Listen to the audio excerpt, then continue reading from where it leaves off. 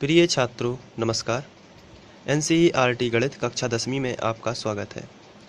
आज हम लोग प्रश्नावली 2.2 का प्रश्न क्रमांक 1 का प्रश्न 5वां कर रहे हैं, जिसमें भी हमें शून्य ज्ञात करना है और शून्यकों तथा गुणांकों के बीच संबंध की स्थापना करना है। तो सबसे पहले हमने लिखा हुआ है दिया गया बहुपद, और ये हमें टी वर्ग ऋण 15 एक बहुपद दिया गया है। इसमें हमें सर्वसमीका लगानी है, जिसमें हम थोड़ा सा रफ का इस्तेमाल कर लेते हैं। यहाँ पर हम लोग सर्वसमीका लगाने वाले हैं ए वर्ग ऋण बी वर्ग।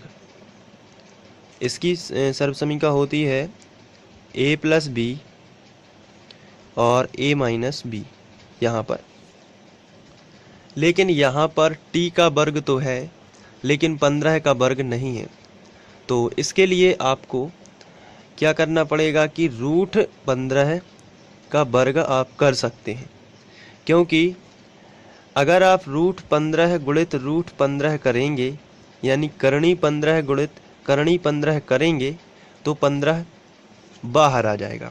जैसे अगर रूट 2 का गुणा रूट 2 में होता है तो 2 बाहर आ जाता है।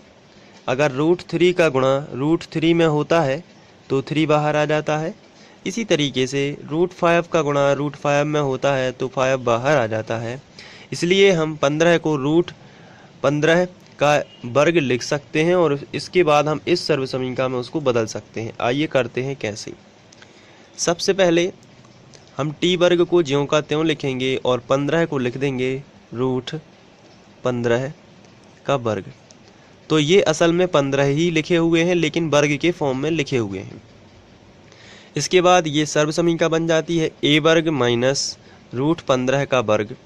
तो ए वर्ग माइनस बी वर्ग, ए वर्ग माइनस बी वर्ग की सर्वसमीका होती है ए धन बी, जहाँ ए का रोल प्ले कर रहा है टी और जो बी है ये रूट 15 होगा। तो ये होगा टी प्लस रूट 15 और टी माइनस रूट 15, यानी कि एक बार धन और एक बार ऋण।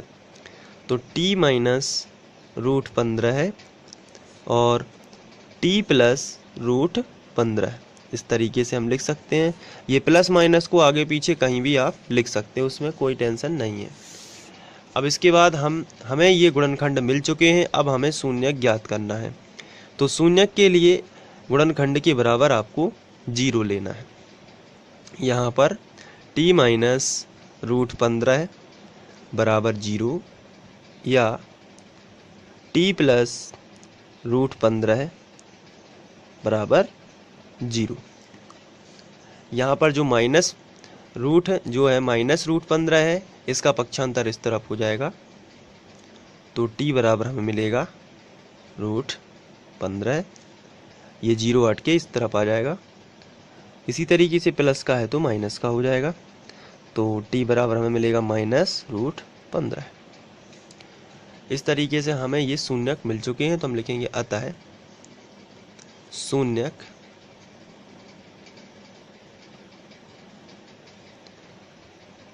रूट 15 और माइनस रूट 15 होंगे।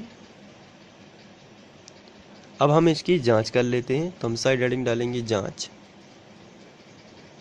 और जांच के लिए हम सबसे पहला फॉर्मूला लगाएंगे शून्यकों का योगफल। तो हम यहाँ पर लिखेंगे शून्यकों का योगफल।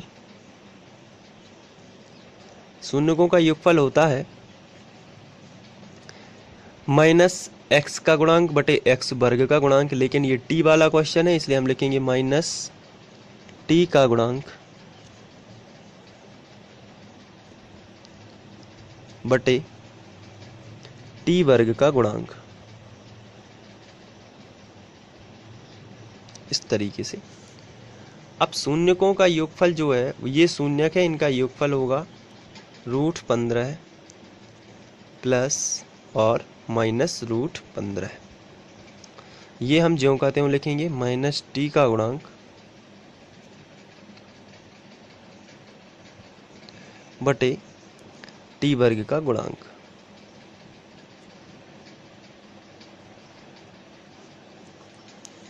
यहाँ पर हम देखते हैं कि प्लस माइनस का माइनस हो जाएगा, तो ये हमें मिलेगा √15 माइनस √15 बराबर माइनस टी का गुणांक बटे टी वर्ग का गुणांक।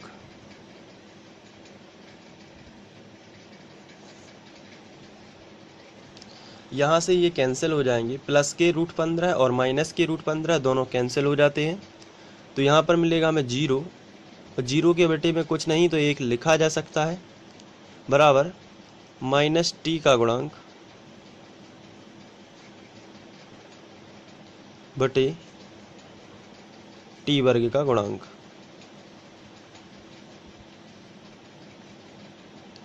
यहाँ पर हम माइनस को इस तरफ भी पहुँचा देते हैं, तो माइनस का 0 प्लस का 0 0 ही रहता है, और टी वर्ग का गुणांक 1 होता है। तो हमारा क्वेश्चन जो था वो था टी वर्ग -15। तो यहाँ पर हम कंपैरिजन करते हैं, माइनस टी यानी माइनस को इस तरफ भी ले जाते हैं, तो टी का गुणांक होगा -0, जो कि यहाँ पर है नहीं है, तो 0 का कोई मतलब भी नहीं है, इसलिए ये सही साबित होता है। और टी वर्ग का गुणांक जो है 1 है, तो यहाँ पर टी वर्ग का गुणांक 1 ही है, क्योंकि यहाँ पर कोई भी नहीं लिखा है तो 1 माना जाता है। तो इस तरीके से योगफल की सत्यता की जांच तो हो जाती है। अब हम गुणनफल वाला फॉर्मूला लगा लेते हैं। शून्यकों का गुणनफल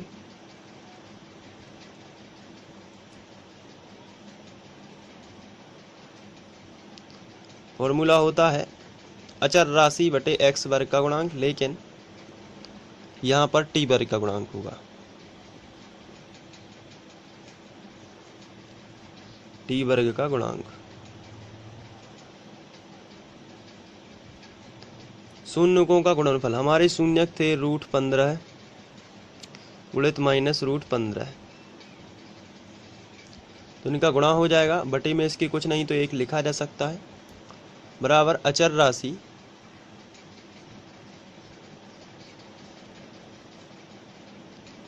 बटे टी वर्ग का गुणांक।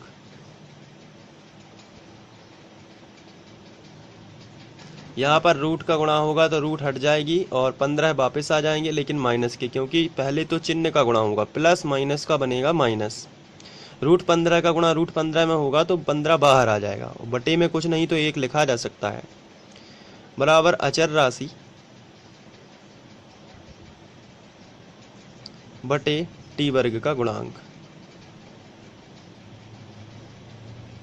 तो इस हिसाब से अचर राशि जो है वो हमें मिली है -15, जो कि हमारे क्वेश्चन से मेल खाती है, क्योंकि हमारा जो प्रश्न था उसमें अचर राशि -15 ही है। तो यहाँ पर आप देख सकते हैं -15, और टी वर्ग का गुणांक 1 है, तो यहाँ पर टी वर्ग का गुणांक 1 ही है।